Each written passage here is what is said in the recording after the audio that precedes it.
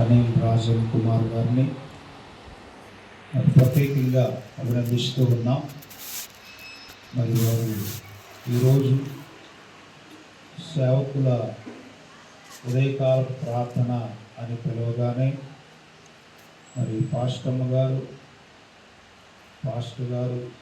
దాదాపు ఒక 6 గంటలు బయలుదేరి వచ్చిండొచ్చు ఐడిపిఎల్ కాలనీ నుంచి. మరి దేవుడు వారికి ఇచ్చినటువంటి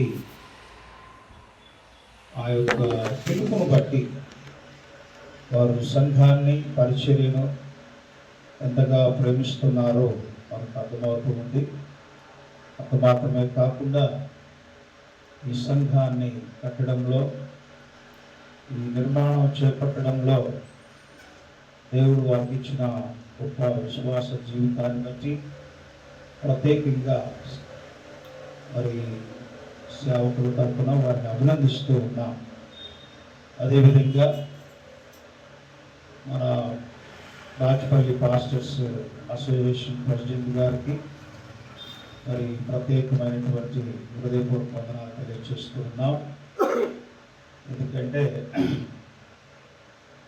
ఈ యొక్క ఉదయకాలపు పాస్టర్స్ ఫెలోషిప్లో కలవడము అనేటువంటిది నిజంగా మరి అందరికీ ఒక గొప్ప సవాల్ లాంటిది. ఎందుకంటే అర్లీ మార్నింగ్ లేయడం, మరి కార్యక్రమాలు ముగించుకొని ఈ ఫెలోషిప్లో రావడం అనేటువంటిది మరి ఒక్కొక్కరికి ఒక్కొక్క బ్యారియర్స్ ఉండుండొచ్చు. కానీ వాటన్నిటిని కూడా అధిగమించి రావడము అనేటువంటిది చాలా గొప్ప విషయం. కనుక నేనైతే ఇంత అర్లీగా ఏ రోజు రాలేదు.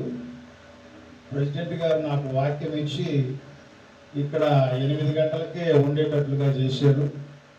నేను ఇంతకుముందు 2-3 సార్లు జేమ్స్ గారు అడిగినప్పుడు కూడా నాకున్నటువంటి బాధ్యతను బట్టి సైడ్ చేయాల్సి వచ్చింది. మరి ఈసారి ప్రెసిడెంట్ గారు చాలా పట్టుదల కలిగిన వ్యక్తిలా కనపడ్డాడని నాకు అర్థమైంది. ఎందుకంటే ఇచ్చిపెట్టేటట్టు లేడు మనిషి అని అర్థమైంది. ఏది ఏమైనా మరి ఒక సమయంలో వారిని కూడా ప్రత్యేకంగా అభినందిస్తూ ఉన్నాం.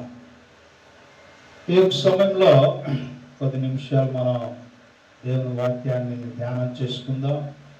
మరి మీరందరూ కూడా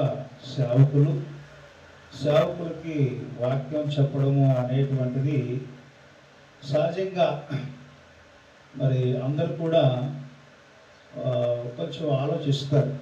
ఏం చెప్తే బాగుంటుంది, ఏం చెప్పినా వాళ్ళు ఇంతకుముందు చెప్పే ఉంటారు, ఏం చెప్పినా సంఘాల్లో ఎన్నిసార్లు చెప్పుండొచ్చు వాళ్ళ అనుభవాన్ని బట్టి. కానీ ఏం చెప్తామబ్బా